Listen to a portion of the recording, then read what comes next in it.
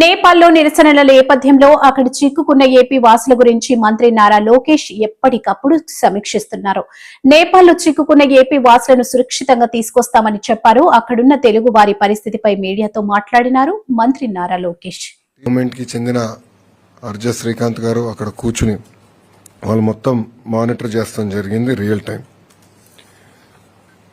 ఇప్పటికీ మా దగ్గరున్న సమాచారం మేరకు 217 మంది ఆంధ్రలో 12 లొకేషన్స్లో అంటే హోటల్స్ కానివ్వండి లేదంటే వేరే పట్టణాల్లో కానీ 12 లొకేషన్స్లో వాళ్ళు ఉన్నారు. దీంట్లో సుమారుగా 173 మంది కఠ్మండూలో, 22 మంది హెటౌడాలో, 10 మంది పోఖ్రాలో, 12 మంది సిమికోట్లో ఉన్నవారు. ఇది మేము టైం టు టైం మానిటర్ చేస్తున్నాం. దాంట్లో సుమారుగా 118 మంది మహిళలు ఉన్నారు, 98 మంది మగవాళ్ళు ఉన్నారు. అటు ఏపీ భవన్ కానివ్వండి, ఇక్కడ ఆంధ్ర రాష్ట్రంలో ఉన్న కమాండ్ సెంటర్ కానివ్వండి, మేము టైం టు టైం అటు ఎంబసీతో అదేవిధంగా ఇతర అధికారులతో మాట్లాడటం జరిగింది. ప్రధానంగా కఠ్మండు నుంచి రేపు ఆంధ్రుల్ని తిరిగి తీసుకొచ్చేదానికి రేపు మధ్యాహ్నం ఒక ఫ్లైట్ ప్రత్యేక ఆంధ్ర రాష్ట్రం ఏర్పాటు చేసిన ఫ్లైట్ కఠ్మండూలో ల్యాండ్ అయ్యి ఆంధ్రులందరినీ అక్కడ నుంచి తీసుకొచ్చి first halt Visakhapatnam, second halt కడపలో చేస్తాం జరుగుతుంది. ఇక్కడ కానీ ఒకసారి చూస్తే కఠ్మండూతో పాటు సిమికోట్లో ఉన్న 12 మంది వాళ్ళని ఇప్పుడు నేపాల్గంజ్ ఎయిర్పోర్ట్ అంటే యూపీ బార్డర్ పక్కన ఉన్న ఎయిర్పోర్ట్కి వాళ్ళని రేపు పొద్దున తరలిస్తాం జరుగుతుంది. అక్కడ నుంచి వాళ్ళు లక్నోకి వెళ్ళి బై రోడ్ లక్నోకి వెళ్ళి అక్కడ నుంచి కమర్షియల్ ఫ్లైట్ ద్వారా తిరిగి వస్తారు.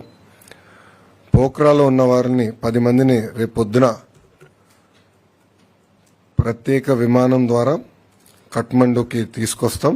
అక్కడి నుంచి మనం పెడుతున్న విమానం ద్వారా తిరిగి ఆంధ్ర రాష్ట్రానికి వస్తారు.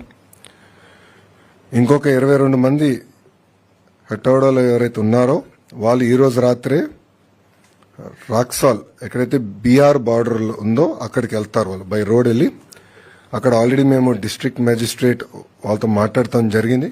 వాళ్ళకి కావాల్సిన ఏర్పాట్లు కూడా ఇమిగ్రేషన్ కానీ ఏర్పాట్లు ఉంటే కూడా అధికారులతో మాట్లాడడం, అది ఏపీ భవన్ అక్కడ నుంచి సబ్సిక్వెంట్గా వాళ్ళ ట్రావెల్ కార్యాచరణలు కూడా ఏర్పాటు చేస్తాం జరుగుతుంది.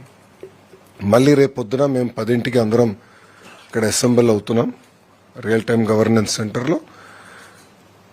రేపు 10 నుంచి కంటిన్యూస్గా మానిటర్ చేసి ప్రతి ఆంధ్రుడు తిరిగి వచ్చే వరకు మేము అందరం పనిచేస్తాం. కేవలం విశాఖపట్నానికి కడపకే కాదు, ప్రభుత్వం వాళ్ళ ఇంట్లో దించే బాధ్యత తీసుకుంటాం. అంటే ఎయిర్పోర్ట్లో కూడా వాళ్ళకి కావాల్సిన వాహనాలు ఏర్పాటు చేసి నేరుగా వాళ్ళని వాళ్ళ ఇంట్లో దింపే బాధ్యత కూడా మేము తీసుకుంటున్నాం. సో ఈరోజు ఆంధ్ర రాష్ట్ర ప్రభుత్వం చాలా సీరియస్గా తీసుకుని ఆంధ్రుల్ని తిరిగి తీసుకొస్తాం జరుగుతుంది. ఇంకా రాత్రి కూడా ఉంటే రియల్ టైం మేము అందరూ ఒక వాట్సాప్ గ్రూప్ కూడా ఏర్పాటు చేసుకున్నాం. మంత్రులు కూడా ఉన్నారు, గౌరవ ముఖ్యమంత్రి గారు కూడా వాట్సాప్ గ్రూప్లో ఉన్నారు. మేము అందరూ అది రియల్ టైం మానిటర్ చేసుకుంటున్నాం సిచ్యువేషన్. ప్రతి 2 గంటలు ఒకసారి కూడా మేము గౌరవ ముఖ్యమంత్రి గారికి సిచ్యువేషన్ ఏంటి, గ్రౌండ్ పరిస్థితి ఏంటో తెలియజేస్తాం జరుగుతుంది. సో రేపు సాయంత్రం కల్లా మ్యాక్సిమం లేట్ నైట్ రేపు రాత్రి కల్లా అందరూ క్షేమంగా వాళ్ళ ఇంటికి చేర్చే బాధ్యత ఆంధ్ర రాష్ట్ర ప్రభుత్వం తీసుకుంటుంది.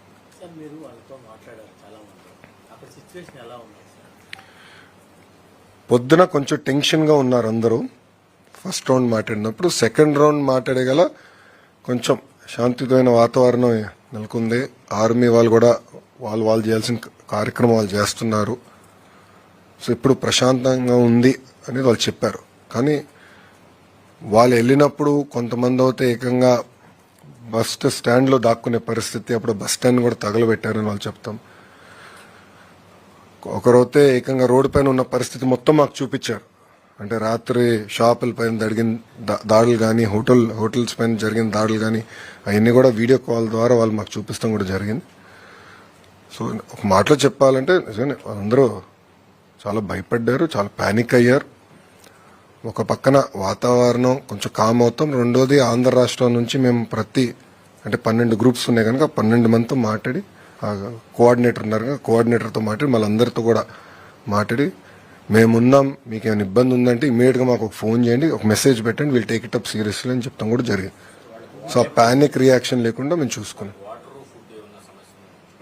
అట్లా ఏం ప్రాబ్లం, మెడికల్ అటెన్షన్ ఏం అవసరం లేదని కూడా వాళ్ళు చెప్పారు. మెడిసిన్స్ ఏమైనా అవసరమా అని కూడా అడిగాము. సరిపడా స్టాక్ ఉన్నాయి మాకు, నో ప్రాబ్లం అని చెప్తాం జరిగింది. వాళ్ళు రియల్ టైం చెప్పారు, అంటే ఎప్పుడు ఇది ఎయిర్పోర్ట్ ఓపెన్ అవుతుంది, ఏంటి ఫ్లైట్స్ ఎప్పటికల్లా రావచ్చు, అవన్నీ కూడా టైం టు టైం మేము కోఆర్డినేట్ చేసాం. ఇప్పుడు కేంద్రంలో మన మినిస్టర్ ఆఫ్ సివిల్ ఏవియేషన్ రాము ఉన్నాడు. రాముతో కూడా నేను దాదాపు ఒక 10-12 సార్లు మాట్లాడా ఈరోజు. సో ఆయన క్యాబినెట్ మీటింగ్ వెళ్ళే ముందర మాట్లాడా, క్యాబినెట్ మీటింగ్ వెళ్ళిన తర్వాత కూడా మాట్లాడా. మీటింగ్ అయిన తర్వాత మాట్లాడిన తర్వాత ఆయన కూడా ఒక మీటింగ్ పెట్టుకున్నారు ఢిల్లీలో. పెట్టుకుని ఒక ఆంధ్ర రాష్ట్రమే కాదు, రేపు మహారాష్ట్రకి ఏంటి ఎన్ని ఫ్లైట్లు వేయాలి, ఢిల్లీకి ఎన్ని ఫ్లైట్లు వేయాలి కూడా, ఎందుకంటే భారతదేశంలో ఉన్న భారతీయులందరూ తిరిగి తీసుకురావాలి కదా. సో ఆ బాధ్యత కూడా రాము తీసుకుంటున్నాడు.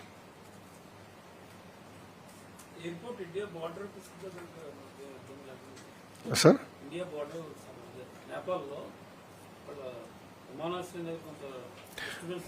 లేదు, ఇప్పుడు అంతా ఇష్యూ సెటిల్ అయిపోయింది, పర్మిషన్ ఇచ్చారు.